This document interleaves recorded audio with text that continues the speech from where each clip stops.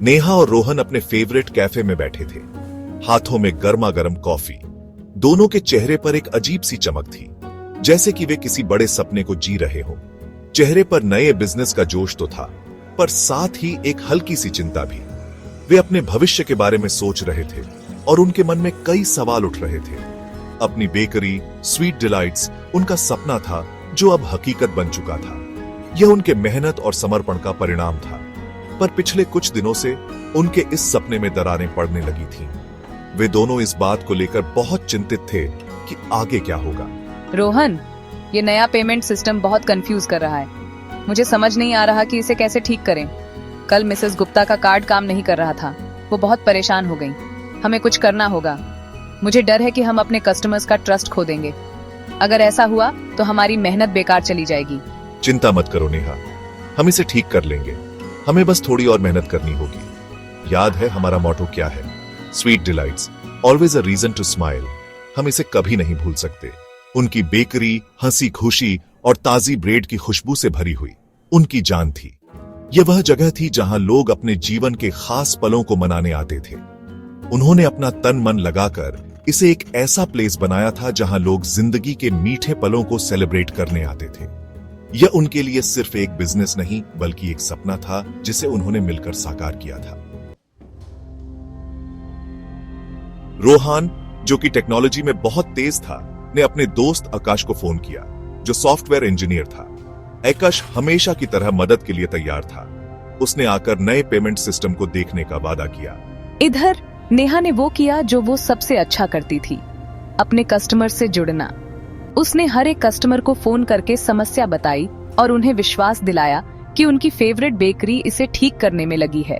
उसने अपने best selling items ज्यादा बनाए और सोचा कि कस्टमर्स को फ्री में देकर उनका ट्रस्ट वापस जीत लेंगे। नेहा का मानना था कि एक सच्ची माफी और एक मीठा इशारा बहुत कुछ ठीक कर सकता है। आकाश बेकरी पहुंच गया, हाथ में लैपटॉप तैयार था उस पेमेंट सिस्टम को ठीक करने के लिए। रोहन ने चैन की सांस ली। वो आकाश के साथ बैठ गया, सीखने और समस्या का हल निकालने के लिए तैयार। नेहा, जिसके दिल में अभी भी कस्टमर्स का ट्रस्ट खोने का डर था, उन्हें किचन काउंटर से देख रही थी। हाथ आटा गूंथ रहे थे, पर मन कहीं और था। सब ठीक हो जाएगा नेहा, हम इसे ठीक कर लेंगे साथ मिलकर, जैसे हम हमेशा करते हैं। रोहन की हौसला देने वाली बातें और उनकी मजबूत पार्टनरशिप ने नेहा को फिर से अपने सपने पर भरोसा दिया। घंटों काम करने के बाद आकाश ने आखिरकार समस्या का हल ढूंढ लिया। सॉफ्टवेयर में एक छोटी सी गलती की वजह से पेमेंट फेल हो रहे थे। एक जीत भरी मुस्कान के साथ उसने रोहन और नेहा को ठीक किया हुआ सिस्टम दिखाया, जो अब बिल्कुल सही काम कर रहा था। नेहा के चेहरे पर से चिंता गायब हो गई, उसकी मुस्कान वापस आ गई। बहुत बहुत शुक्रिया आकाश, तुम्हारे बिना हम ये नहीं कर पाते। सच में यार, तूने तो जान ही बचा ली। टेक्निकल समस्या का हल हो गया था। अब वो अपना ध्यान कस्टमर्स को वापस लाने पर लगा सकते थे।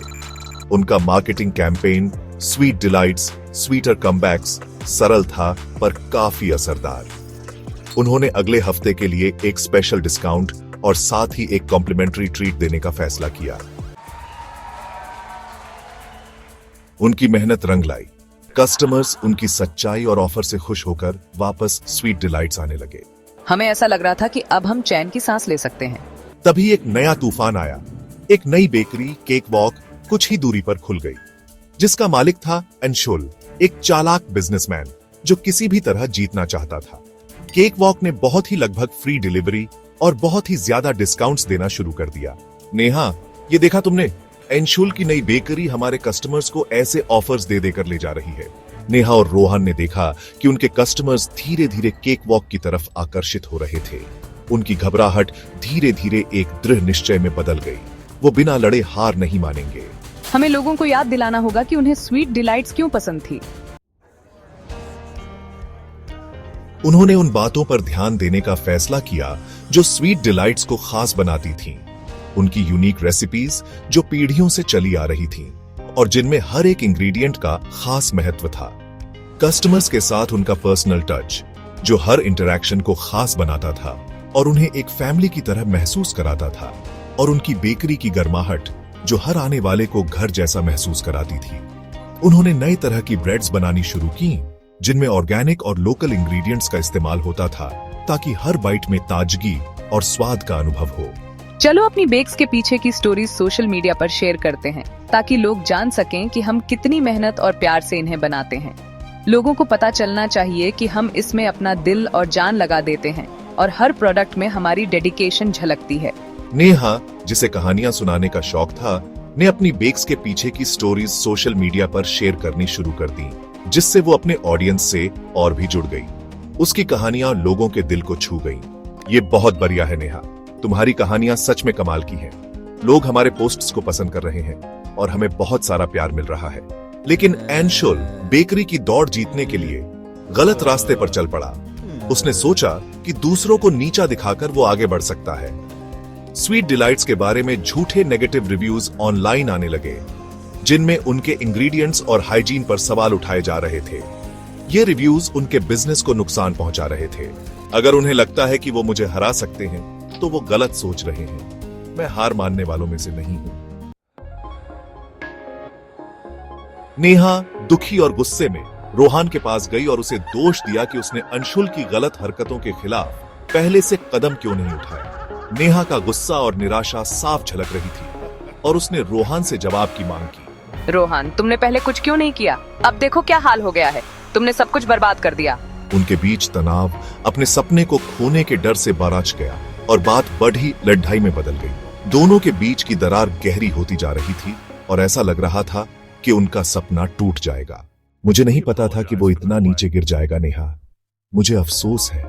मैं सच में नहीं जानता था कि ये सब इस हद तक बिगड़ जाएगा। लेकिन जितनी जल्दी ये तूफान आया था उतनी ही जल्दी चला गया। उनके बीच की गलतफहमी धीरे धीरे साफ हो रही थी। वो एक टीम थे। उन्होंने एक दूसरे को याद दिलाया कि उनका सपना कितना महत्वपूर्ण है। उन्होंने एक दूसरे को सहारा दिया और अपने लक्ष्य को फिर से पाने की ठानी। उनका सपना किसी भी कंपेटिटर या गलतफहमी से बढ़कर था। उन्होंने अपने सपने को फिर से पाने के लिए एकजुट होकर काम करने का फैसला किया। हम उसे अपना रिश्ता नहीं तोड़ने देंगे। हम साथ मिलकर ज्यादा मजबूत हैं। हम एक साथ हर मुश्किल का सामना करेंगे। एक दूसरे से माफी मांगकर उन्होंने लड़ी डिढाई खत्म कर दी। उन्होंने अपने रिश्ते को फिर से मजबूत किया और एक नई शुरुआत की। उन्होंने अपने गुस्से और निराशा को एक नए सोशल मीडिया कैंपेन में बदल दिया, जिसमें सच्चाई दिखाई गई। असली कस्टमर्स, असली कहानियां और असली स्वीट डिलाइट्स का एक्सपीरियंस। इस कैंपेन ने उन्हें एक नई पहचान दी। चलो सबको दिखाते हैं कि स्वीट डिलाइट्स वाकई में क्या है। हम सब मिलकर इसे एक नई ऊंचाई पर ले जाएंगे और इसके साथ ही वो अपने नए सफर पर निकल पड़े, पहले से ज्यादा एकजुट और मजबूत। उन्होंने अपने सपने को फिर से पाने की ठानी और एक नई शुरुआत की।